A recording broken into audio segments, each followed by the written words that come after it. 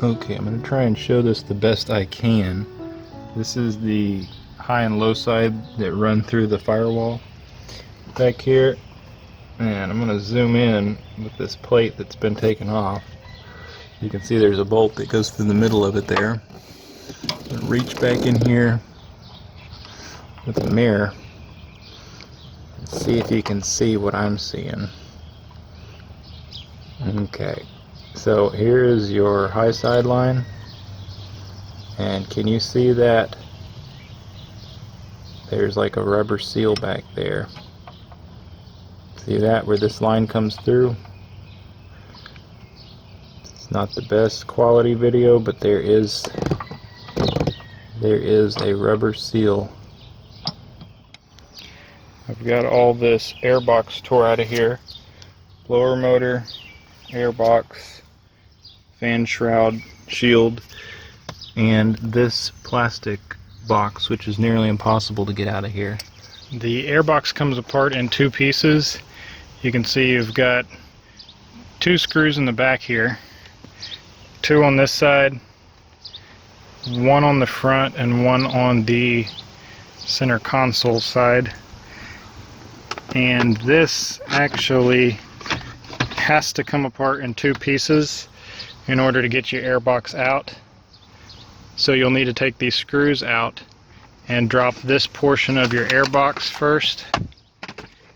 Then this portion will drop out of there. You've got two 10mm on each side at the top and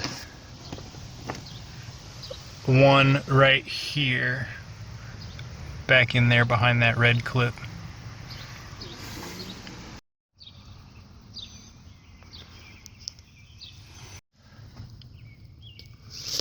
But that is what the back side of that looks like for those seals. And behind there lies your expansion valve that has a thermostat type plunger that runs through your high and low side. You can see there's a little orifice there that opens and closes dependent on temperature, and this flush surface is what those seals back there seal against. And behind that oval shaped aluminum plate with one bolt going through it. These lines mount onto your evaporator core back here, and they bolt on with a couple of 4mm Allens. You can see the holes right back in there.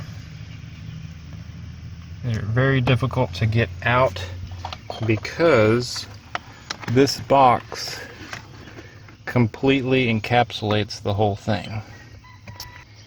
There's Phillips screws on this box that hold it around those lines. You can see down that tonal shaft there's a screw, there's a screw, and there's another one through that hole. So you have these channels that have screws holding this on. What makes this process so difficult is because this box overlaps those expansion valve lines. This is the way it sets back inside this box.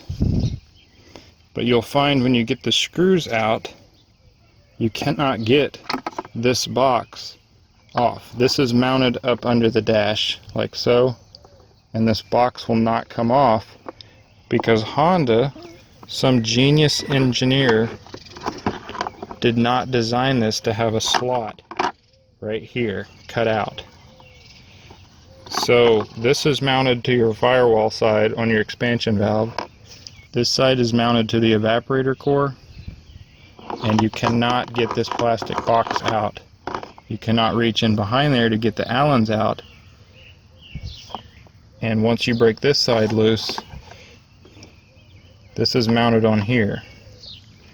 So my advice, having done this, would be reach back inside here and pull this white plastic cover off from the firewall side and take those two Allens out of your expansion valve and see if you can slide the box out. But it's nearly impossible. So what I'm going to do is I'm actually going to cut this right here so that my lines can slide in and out. So I can mount this back together, charge it up with Freon, make sure it works, and then if it works, I'll have this slotted where I can slide it back into place, mount my airbox assembly back into the dash, and test it and see if it works. But I know what you're thinking. You'll lose a little bit of cold air in this section that's been cut out. Well, I can take a foam block, something similar to this, that was wrapped around this expansion valve, and I can make another block for that area where this has been cut out. So that's how I'm going to reassemble this.